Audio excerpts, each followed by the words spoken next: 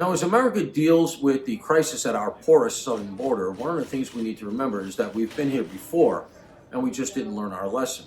In 1980, the Mariel boat lift from Cuba saw 150 to 170,000 Cuban asylees arrive in the port of Key West at the invitation of then President Jimmy Carter. President of Cuba, Fidel Castro, was only too happy to oblige. Now, the vast majority of those arriving in Key West were good, upstanding people who became part of the American fabric. Well, one of the other things Castro was only too happy to do was to empty out his insane asylums and his prisons. Among those he was happy to send to us was one Jesus Aguilera. Mr. Aguilera was a serial killer. He arrives in 1980 in Florida, ultimately ends up in New York in 1981, where he begins his activities.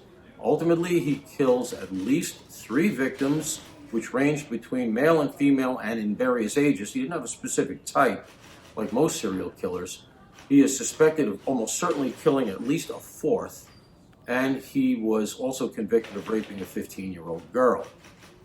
But Mr. Aguilera wasn't the only serial killer that Castro sent us. There was also Juan Del Junco. Mr. Del Junco, almost certainly a mental patient back in Havana, because upon arrival in Miami, he became quickly known to mental health authorities there.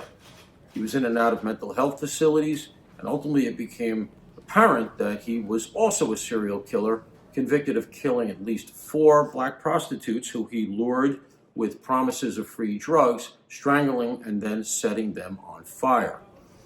Now, as the issues arising from the boat lift began to become clear, the response of the American government was every bit as confused and equivocating as it is now. On the same day in 1980, then Vice President came out and stated publicly that the Cuban arrivals needed to respect the law in their new nation.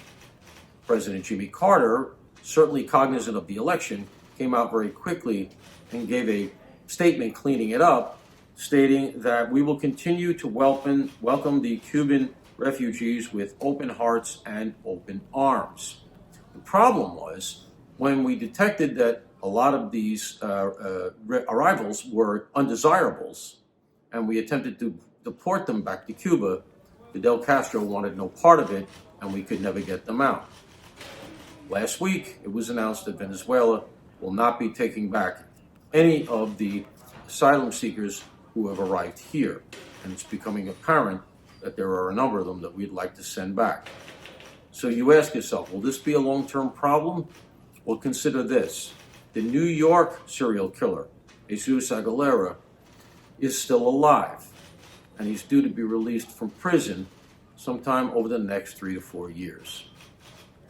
Consider the numbers, 150 to 170,000 Cubans and millions that are still pouring into our country now. I'm Paul Morrow for the Ops Desk.